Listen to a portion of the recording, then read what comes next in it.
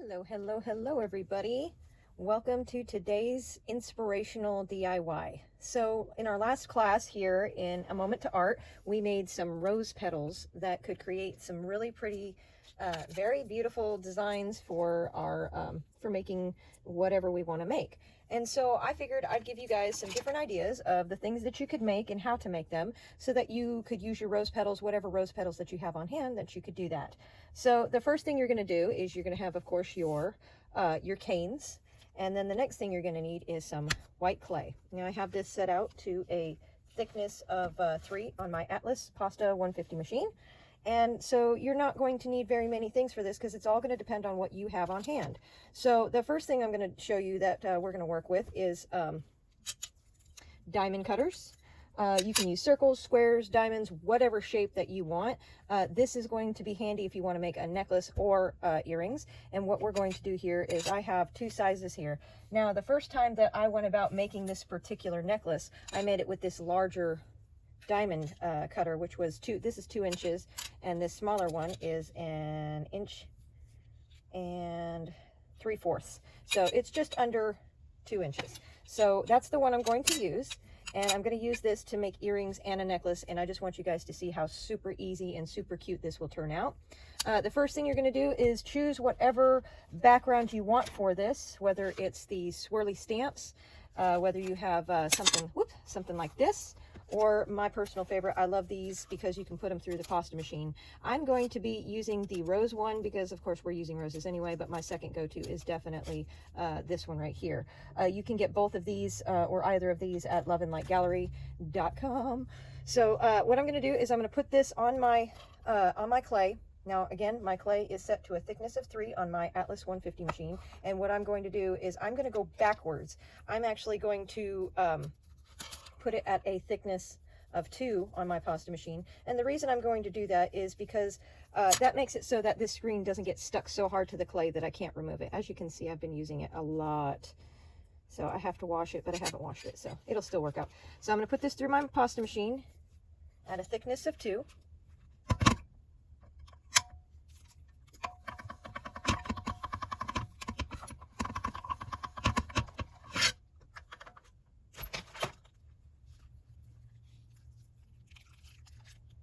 Peels right off. And now you're going to take your diamond cutters and you're going to cut 3 pieces out, okay? I like the rose. Really, you're not too worried about the background. The background is just kind of your background noise. It's not really going to be the main event of the story. So you're going to cut 3 of those out. And then you're going to cut 2 for your earrings.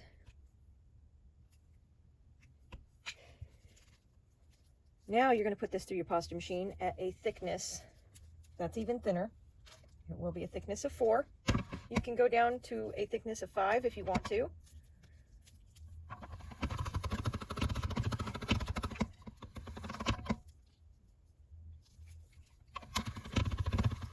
All right, now that I have this set out to a thickness of 4 on my Atlas Pasta 150, I'm going to go ahead and put my screen back on here again, and I'm going to run this through my pasta machine at a thickness of 3. So remember, my clay is at a thickness of 4. I'm going to go at a thickness of 3 and do that one more time, and then peel this off.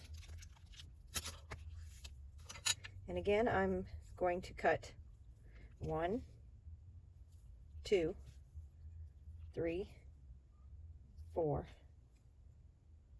5.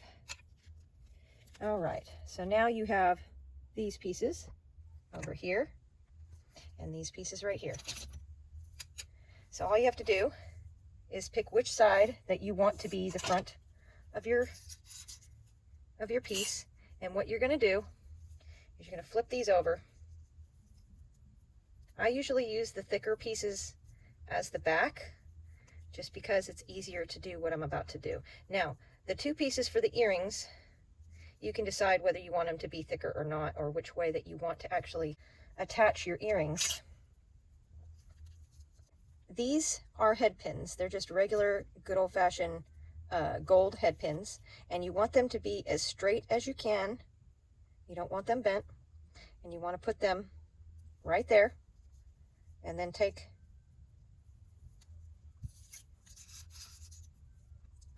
this top piece and put it right on top. Now you can make the back whatever color you want, you can make the front whatever color you want. I'm going to stick with white, and then I'm just going to lightly tap down and make sure that top is secured on both sides of the needle. I'm going to do the same thing with this one. I'm going to push it down a little bit, and then take another slice from my table, and then put that right on top.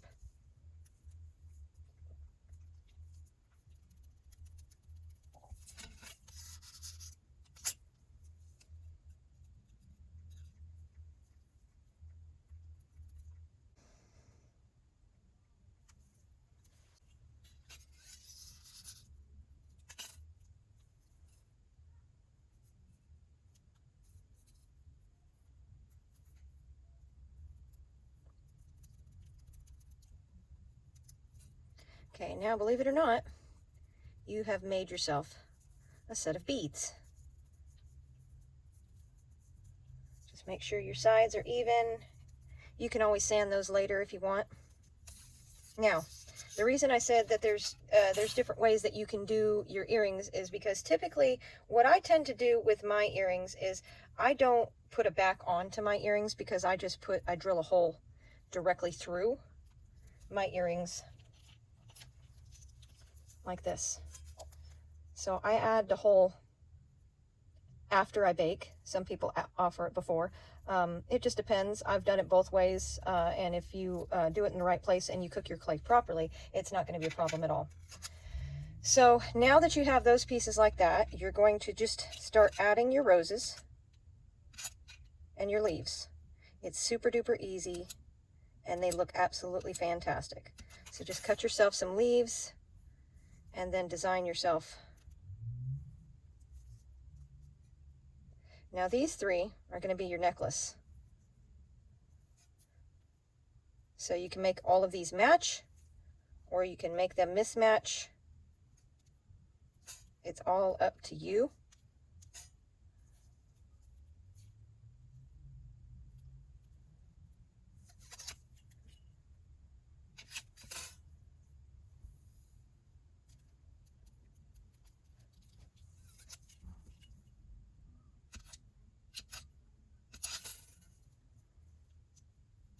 Now on your earrings, you want things to be more matchy-matchy. And so if you were going to not want to put any holes in this, what you would do is you would decide if you want to put a loop, which is an eyelet hole, in the bottom so that you can hang something from that, dangle it.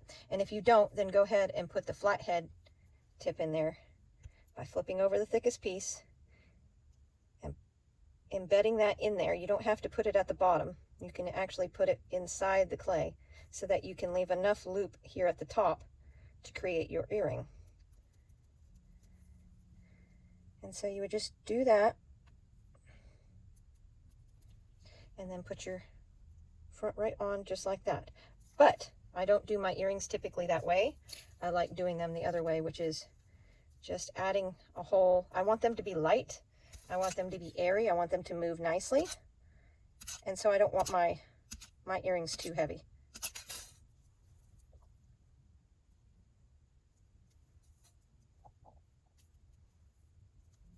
Whatever I do to this side, I do the opposite to the other side as best in the same direction as I can. And then you just start making your flowers. 1, 2, 3. That will be a rosebud. 1, 2, 3. Another rosebud. 1, 2, 3, 4, 5, 6. I do anywhere from 5 to 6 petals when I'm making my flowers. Now remember when I showed you guys, remember when I showed you guys how to make your roses, you want to start out with the green side out first, and then you just twist it in on itself, and then you have a rosebud, you can stop right there. But then if you don't stop there, you take 2 or 3 greens all together and wrap those on either side.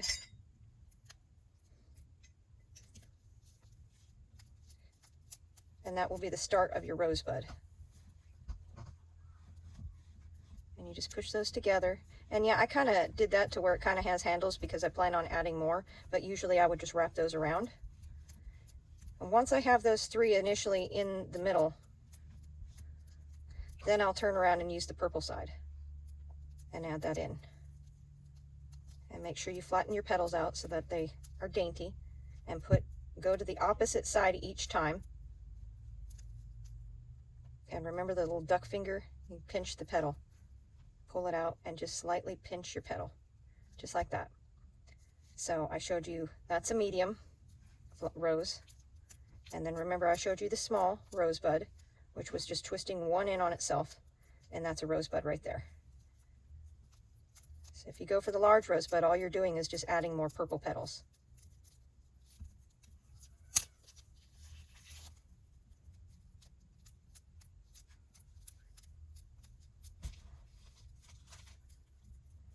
So remember the petal, then the green, 2 greens, so 3 greens all together.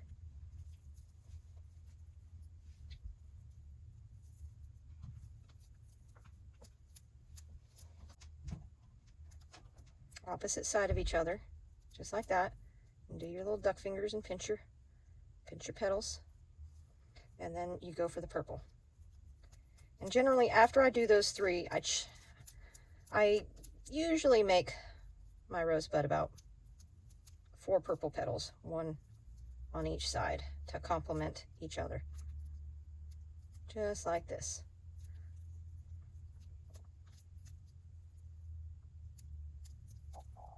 And this will be kind of a small flower, but still a larger rose petal than the last. And the larger they get, the more space that they'll take, so do remember. Now, usually what I'm holding on to is that tail behind me, behind the flower. So I'll cut that off, and I'll just start laying these out. So I'm going to go ahead and make some flowers, and I'll come back after all these flowers are made. Okay, so now I have all these laid out, all my little flowers are made up, so now I can start adding. So I'm going to start from the middle out. So I'm going to take and cut off all the tails. Now, whenever I go and put small roses in with larger roses, I go ahead and I put the angle that I cut the smaller roses at an angle, and I put those on first so that I can get them to look the way I want them to look before I go ahead and put that larger flower on. That way I can see also how much space I have. A very useful thing to have is something you can put in the middle of your rosebud to kind of help it attach itself to the design, and then you can just kind of use that to peel back your rose petals so that it looks exactly how you want it to.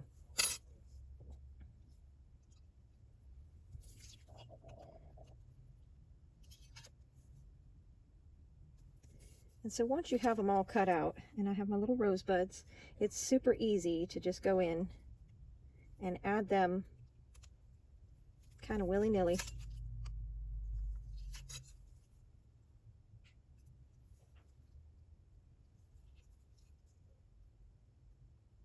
And then spread out your petals.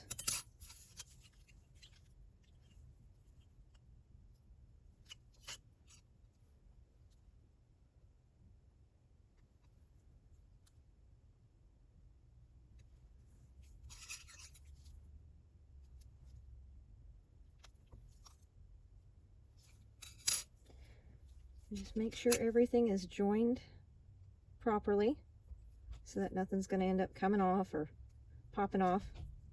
I also like to add gems to the centers of my roses. I don't have those out today, so. All right, so these here, you just simply add these to the oven to bake, all right? Now, like I said, you can put it back on your earrings, like I did here, or you can just bake them like this, which makes them much lighter and much easier to to work with. So we're going to go ahead and put these on a separate tile to bake.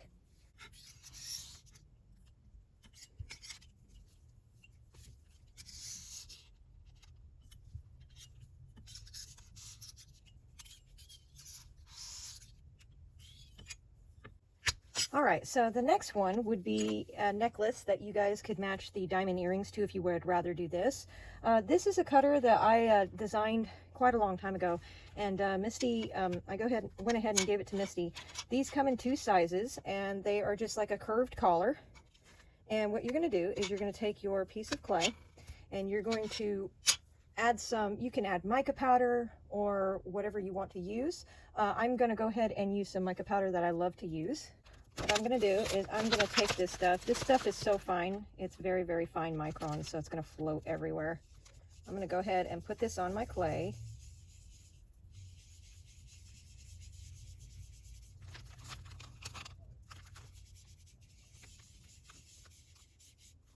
All right, and now I'm going to take my swirly curly here, and I'm going to go ahead and make sure I have a nice imprint of that.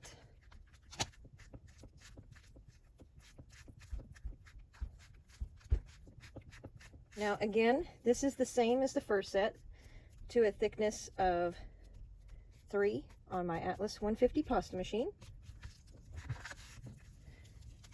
Make sure you peek over, make sure everything's implemented, everything's pushed in. All right, add some depth. I'm going to go ahead and remove the mica from the upper top layer, so it's just in the swirls. And then you can take whatever cutter you want to use.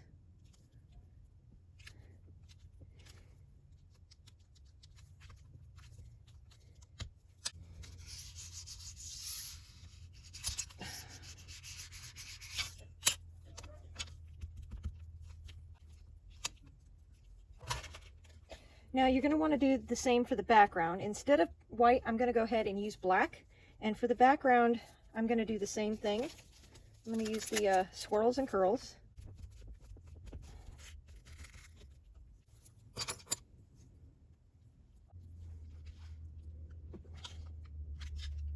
Now on the thicker cut, go ahead and turn that over. And this time you're going to use a long piece of thin wire to go through that back so that it can hold on to that shape while it's baking. 20 gauge should be enough. And you just kind of measure it where the top is. And just make sure that it's not too long, because you don't want to be messing it up while you're decorating. And just put that through this right here. And I'm just going to slightly embed this in here. Clay or white, whatever you chose, as your background, and place that right over the top.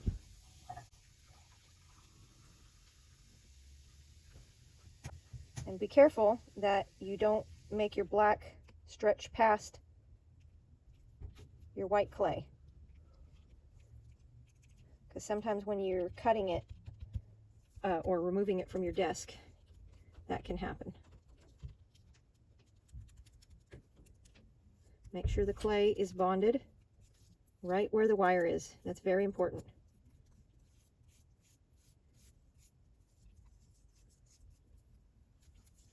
Now, when you flip it over very carefully. And if you see anything poking out, then now is the time to go ahead and just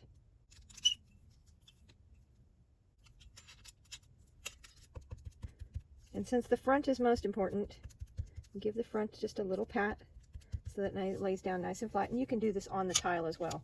And now go ahead and get your roses or your whatever cane flower that you want to use. All right, so the first thing I always do when making my flowers is I always go for the leaves first, and I figure out how I want those to look first, because I can always add the roses on top, and the leaves look much more natural when they're on the bottom. So generally what I do is I like to work from one side to the other or straight down. So I think I'm going to go straight down this time and work from that point.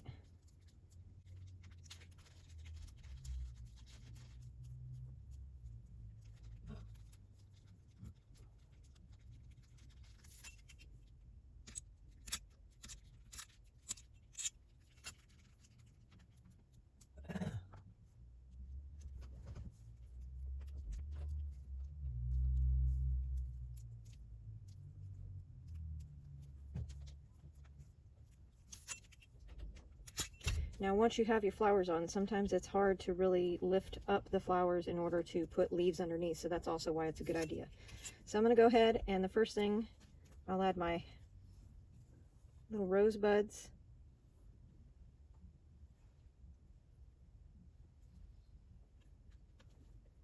Then my larger rosebuds. And then my larger flower. Now you can make this flower bigger so that it fills this space up more. And now that I see how much space I have to fill, now I know how many flowers or leaves I can do. So this is a larger flower. I'm going to go ahead and put that there instead. Now the bigger your cane, the larger your petals will be, just naturally. And the smaller your cane, the smaller your petals will turn out. So if you want a larger cane, leave or larger flower, leave your petal cane just under an inch. Should be good enough.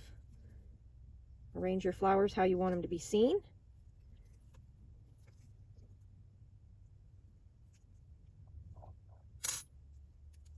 And then from there you can fill it with leaf petals as you see fit. Like I said, once your flowers are on there, it's kind of hard to move them around.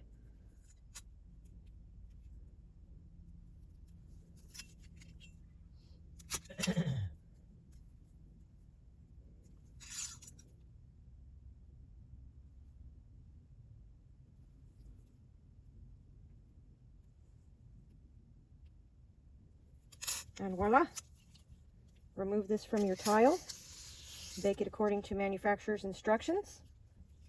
And then we will be back, and then we'll finish these two pieces off. So here is another fun inspirational that I think that you guys are going to really dig. The first thing that's going to be a little bit different about this is we're going to have a couple of inclusions here. So I have these beautiful little crystals that I have purchased from Tiny Pandora, and I absolutely love them, and I'm always trying to figure out ways to use them. So I thought I would show you guys how you could use these in your flowers. And the first thing you're going to do is you're just going to take a little bit of clay, and first you want to make a little cut. This is a thickness of 3 on my Atlas 150 machine. And what you're going to do is you're going to take whichever one that you want to do this on. You can either do it on the gold one or the silver one. I'm going to do it on the gold one, and I only have these silver backings, so I'm going to take a little bit of the junk from this white, and I'm going to ball it up. I'm going to push it onto my table into a little ball, just like that. All right.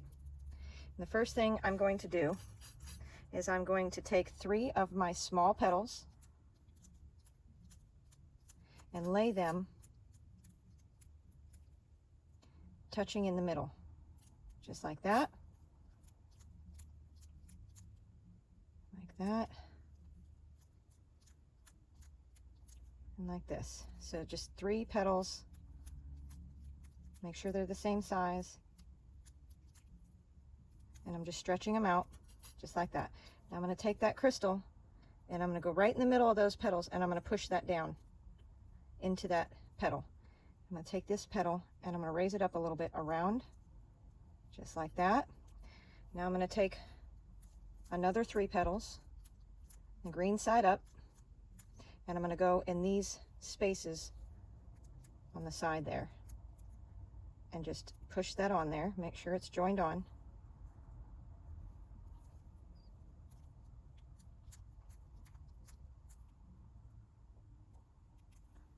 And it won't look like much at first, but now that I've got these on here, on these corners, I'm going to remove this from my tile so that now I can hold it. And again, I'm going to do those duck fingers and pinch my petals. I want the 3 going inward, and then the 3 outward ones I want to pinch. And I'm going to push that in just a little bit. Now I'm going to take my next 3, which will be the purple out on the outside, and I'll put those between the 3 that I just put. Just like that.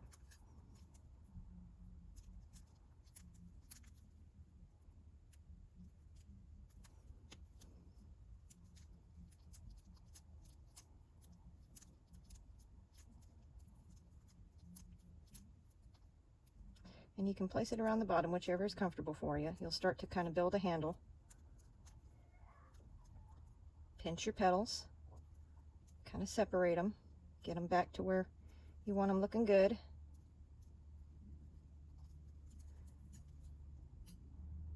Then take your largest petals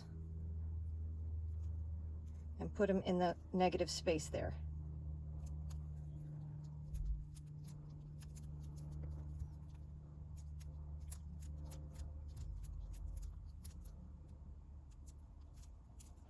And pinch that off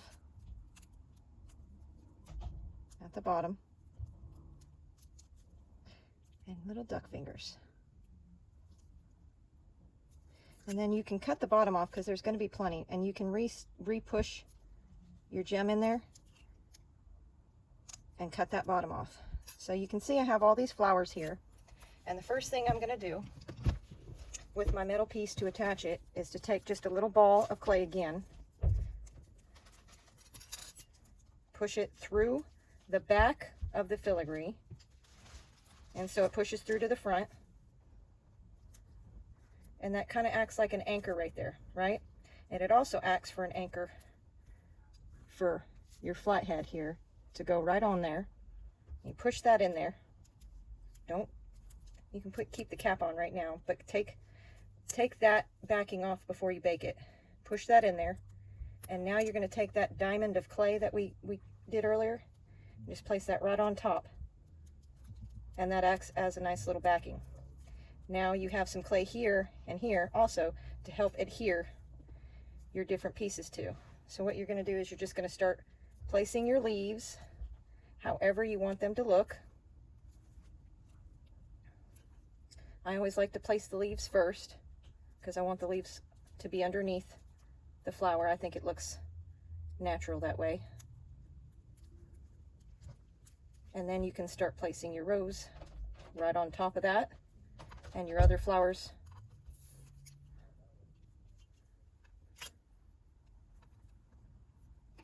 You'll need some kind of a tool to help kind of push your flower into that metal filigree.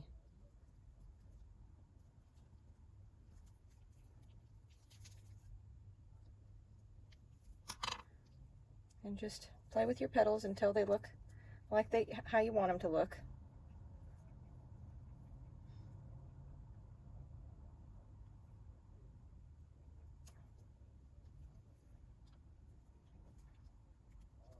And that's why I have my leaves just kind of pre-cut. So I'm going to take this and put it off to the side. And now our next fun one, this is going to be geared towards Easter. I took this and put it through my plastic screen, just like I showed you guys earlier.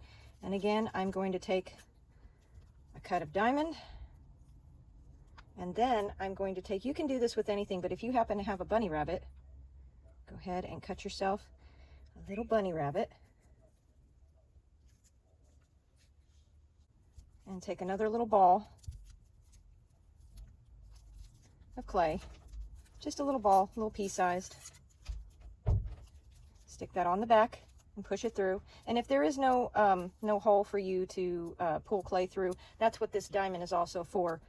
After you put your backing in, this diamond is to help the rest of your clay anchor to that spot that you're using to place your flowers. Okay, so we're going to take our leaves again, but first I want to put my bunny rabbit on. And I'm going to put my leaves on first. Now this is what the bunny rabbit is what you're going to anchor everything else to.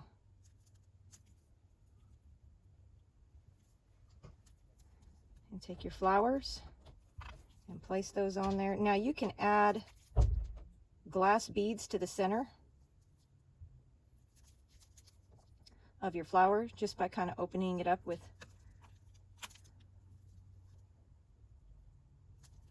any kind of tool that you can. I like this particular, it's round and tipped.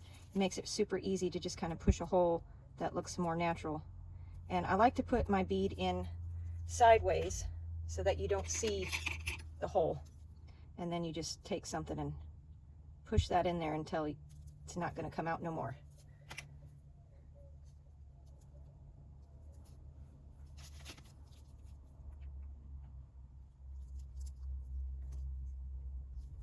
And after you put on all your flowers, you're good to go. So you got your back and everything to go, and you just take these and put them in the oven with everything else, in particular so that it can help you bake. Take a roll of toilet paper and cut it in half, and then take something sharp, and this can go for earrings too. You can bake earrings on this, and just put some holes down it. Take your pin and put it on that, and that way, because sometimes when you're baking these, the pin can kind of push through and make a little bit of a bubble right here, and that way if that bump comes through there, that's because the pin is sitting on the tile baking, and so it can push on that area right there where the rabbit is. So if you put this on here, then you won't have to worry about this metal backing pushing through your rabbit. So, and you can bake it just like that. You can bake earrings like that as well. So now I'm going to take these and I'm going to put these in the oven according to the manufacturer's instructions, and I will see you guys in a little while. All right, everybody, everything is baked and ready to go. So I have some tools in front of us. So of course we already did our roses onto our background, whatever you decided to create. We will show you the pin right after this one. Basically, after it's baked, all you got to do is put the back of your pin on for the pin. So we're going to focus on this one first, and we left a wire through the back of this, and you're going to want to have a pair of pliers, and what you do is grab it close and just give it a little wiggle, and then go on the other side and give it a little wiggle, and you'll hear a snap. I don't know if you guys heard that. You hear that movement? That means it's starting to move around, and that's when you can start to wiggle it out. And sometimes it gives you a little trouble because there's still a little spot that needs to be, I need to pull it in front of me to get that weight. But eventually, see, it starts, I just need to do it in front of me so that I have that anchor to be able to pull that out. Okay, so now that that is out, you want some beading wire, and what I have here is just some generic beading wire that I purchased from Walmart.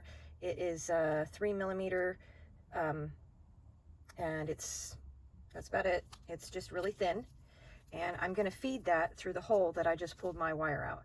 Now there is a trick to doing this. If you get held up anywhere inside here, like I am right now, I'm being held up, turn your piece in circles, twist it, and then it'll go past that, and see, it comes out the other side. What I have cut here is 17 inches worth of wire, and that's because I have a small neck, but this will kind of sit down around just above or right on my collarbone, and so that's generally where I like these to sit, because it's just the angle of the neckline, and usually shirts, this is very becoming, it's very pretty. And so the next thing I'm going to do after I feed my wire through is pick your beads out, whatever you want to use. You can use small beads, you can use large beads. I have all kinds of beads that I can use, but pearls are a girl's best friend. So I have some 4mm pearls. I also have these teardrop pearls that I have for the pieces over here. So I'll pull those out. And then I also have some of these bigger pearls. Now, these are 4mm, so I have no idea. I think these may be 12mm, but I'm going to alternate between the two. I don't want to use a bunch of small pearls today. So the first thing I'm going to do is I'm going to feed through a small pearl, and then a large pearl, and then a small one, and so on and so forth until I get to the end on both sides. You will need crimping beads. If you are unfamiliar with crimping beads, they are tiny little beads that you can put on the ends of this wire to help keep the beads on there. It's what seals the end of the wire. And I will show you those here in a second once I get to the end of this.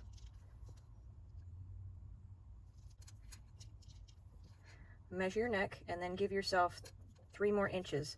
And the reason you want to give yourself 3 inches is you want to have enough space on the ends that you can turn this over and crimp it without having any issues with either there being too much extra rope or too little. And it gives you space that if you mess up your measurement a little bit, because as you're beading, you can take it and measure it around your neck to see if it's the right size that you want it.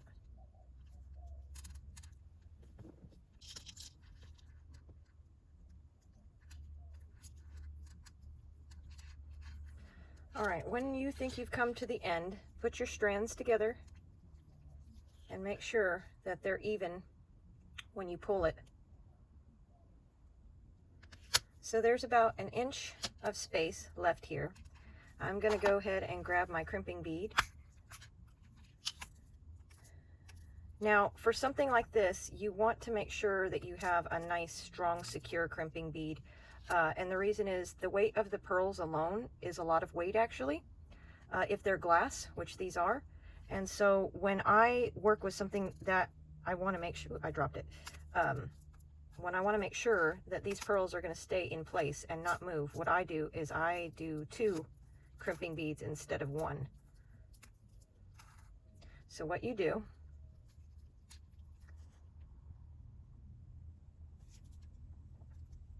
is, this is a crimping bead. It's just like a silver bead.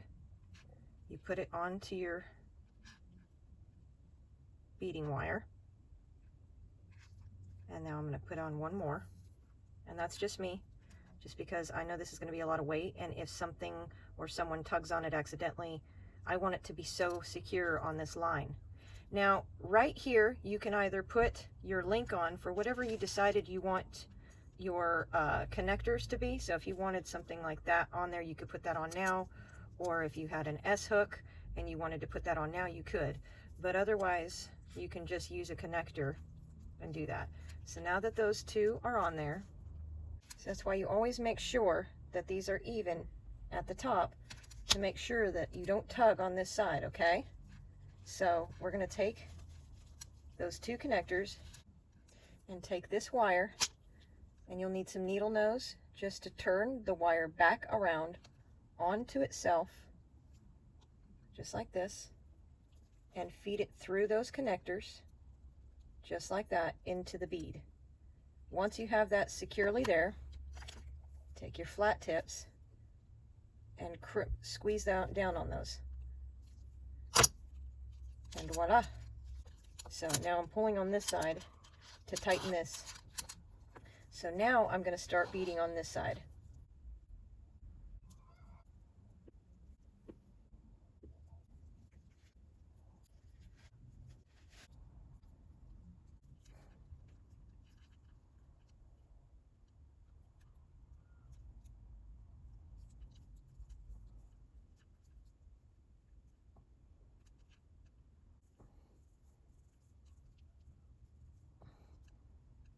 So feed this wire through the beads and pull on it.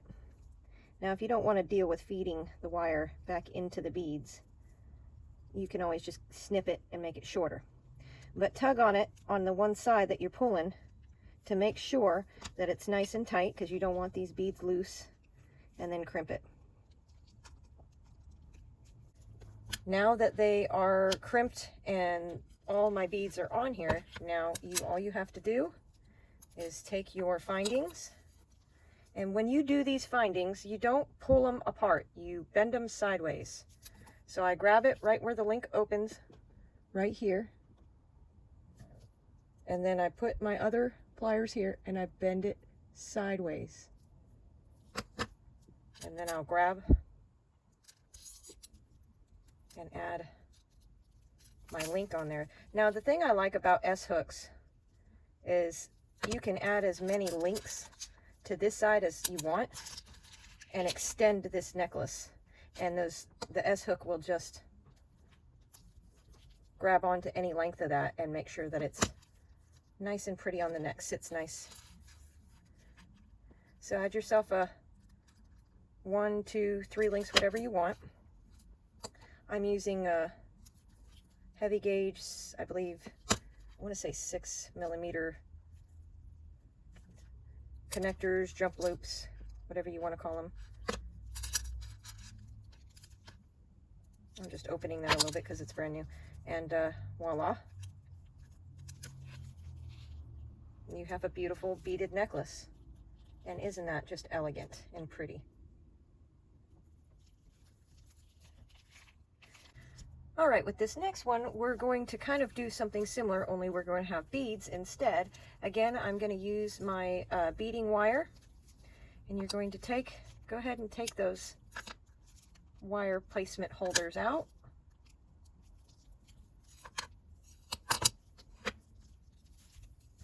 And take your centerpiece. Again, I'm using 17 inches, or maybe a little bit more, a little less, and stick your wire in there.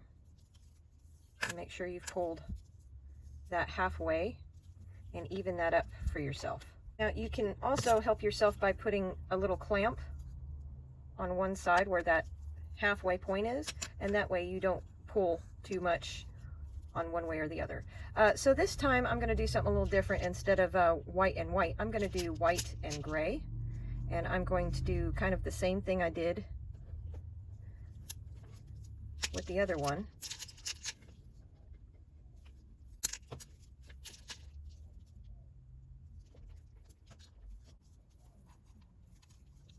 I'm going to feed my next bead through here.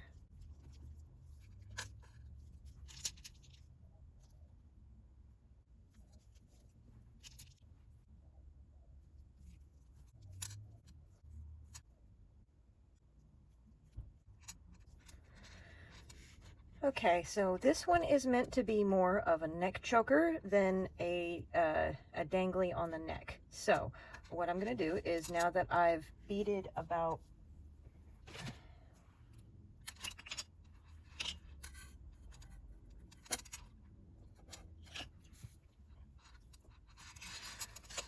okay, so now I've beaded about 5.5 inches on this side, and then I'll bead another 5.5 inches on this side, plus this space right here will give me 10, 11, 12, 13, 14 inches, so about 14-inch neck choker here that I'm working on. And so I'm going to go ahead and add my crimping beads.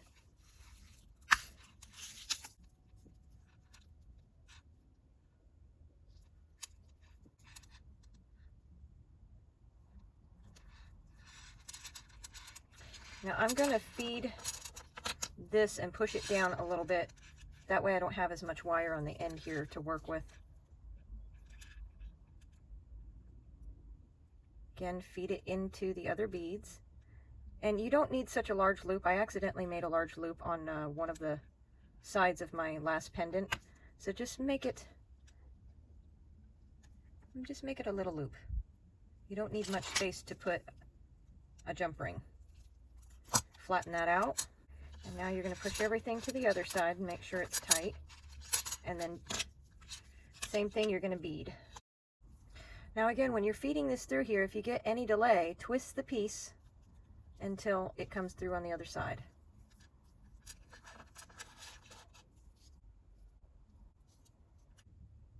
All right, so after you've beaded everything and you think it's even, go ahead and put it together and make sure that your piece is even. And then go ahead and see how I have a nice long tail and cut most of that away.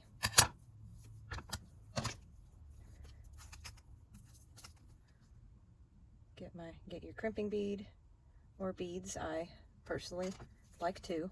Again, when I'm having something this heavy, especially around the necklace, I'm going to use 2 crimping beads because I'm just a worrywart, and I want to make sure that and you're just feeding the wire right back through, and again, just keep using the needle nose to feed it through till it's tight, and you got a little loop, and then crimp those beads by squeezing them.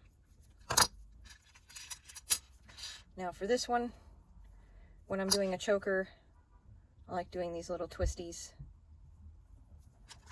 because they go right on there. I don't need any links or anything, and if I do need links to make this longer for somebody, I can do that.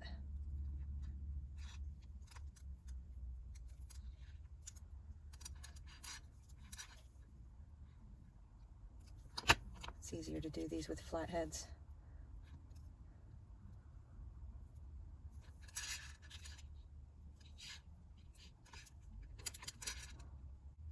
All right, so now I have my necklace. I have 2 necklaces now.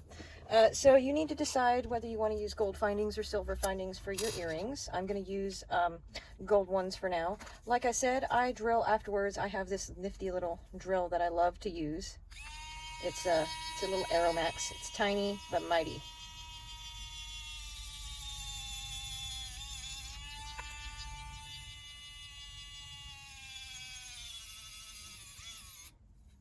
Looks like I might have run out of battery.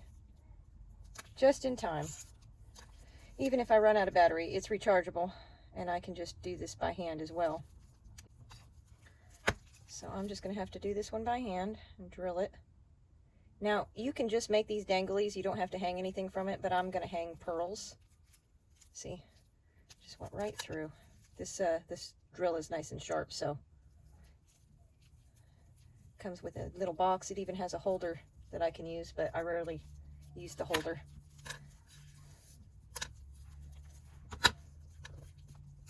All right, take your jump rings and go ahead and add. Make sure that you do them on the right side. So I'm going to dangle my little studs, my little pearls from the bottom. Again, I bent that sideways, bending it back nice and tight. Same thing to the next one. Bending it sideways.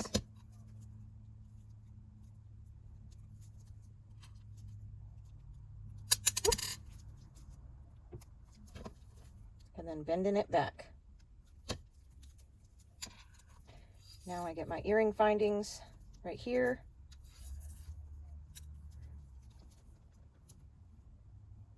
Now, some earring findings will not allow you to do this. They'll just break, because this is, I'm going to show you the difference between the two. This one here, I can use with a jump ring. This one here, I would have to add 2 jump rings. So what I do is I take this and very gently turn that until it faces, the loop faces me. Now, there are many findings or earring posts that come automatically like that you can purchase. I purchase mine from the same place, and every time I get it, I can bend these, but I'm trying to find a new supplier because I don't want to buy from that particular place anymore. Bend your connector back, and voila, you have one earring and a matching set to boot.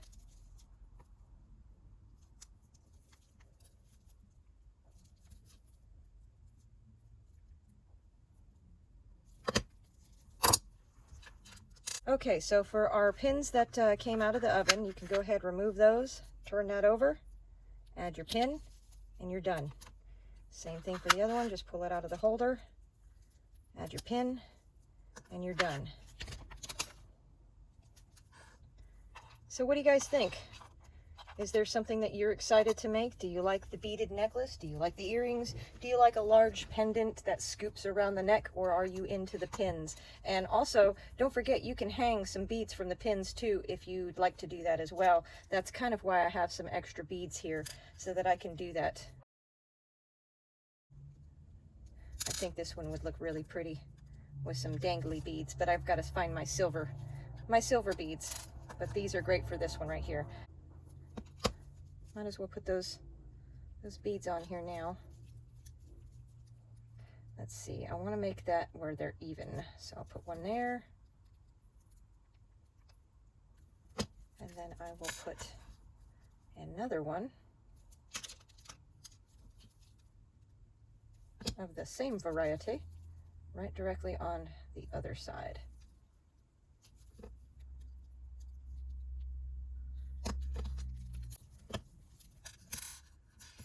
I guess I could hang one from there if I really wanted to, but I'm not gonna.